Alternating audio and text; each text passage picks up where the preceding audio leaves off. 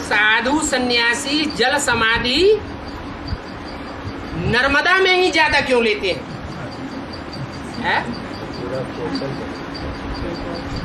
नर्मदा का पार्ट है जगदम्बा का, और जितने भी साधु सन्यासी हैं वो साधु सन्यासी जानते हैं कि ज्ञान की देवी कौन है।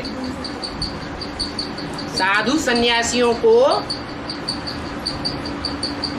गौमुख ज्यादा अच्छा लगता है या भगवान ज्यादा अच्छा लगता है?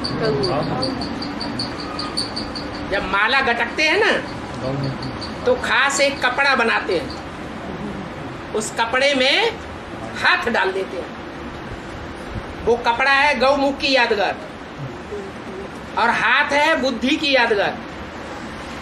वो अपनी बुद्धि रूपी हाथ को गौमुख रूपी कपड़े में डाल देते हैं। वो है भक्ति मार्ग की बात। और यहाँ ज्ञान मार्ग में गौमुख कौन है? अरे बढ़िया से बढ़िया गौ कौन है? जगदम्बा। कहते हैं जगदम्बा कामधेनु ऐसी अम्बा है जिसके शरीर में 33 करोड़ देवताएं दिखाए जाते हैं। तो वो सन्यासी जब भगवान को राम को याद करते हैं, राम राम राम राम मुंह से कहते हैं, तो बुद्ध रूपी हाथ कहाँ डाल देते हैं? गौमुख में।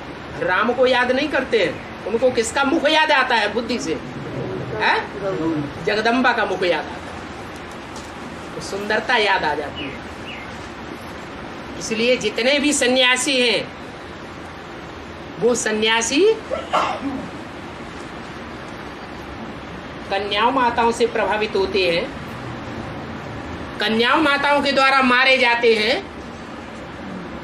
शिखंडी कन्या के द्वारा मारे जाते हैं, या भगवान उन्हें मारता है?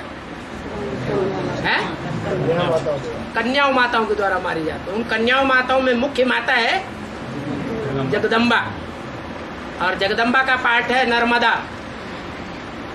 उसे नर्मदा में जाकर के जल समाधि लेते हैं और समझते हैं कि वो नदियां ही हमको ईश्वरीय ज्ञान देने वाली है। उन नदियों में स्नान करने से हम पावन बन जाएंगे। वास्तव में नदियां पतित पावनी नहीं है, उनका ज्ञान जल पतित पावन नहीं है, स्वयं भगवान पतित पावन है। क्यों? क्योंकि भगवान को ज्ञान सागर कहा जाता है। सागर का मंथन किया जाता है, मंथन करने से अमृत निकलता है।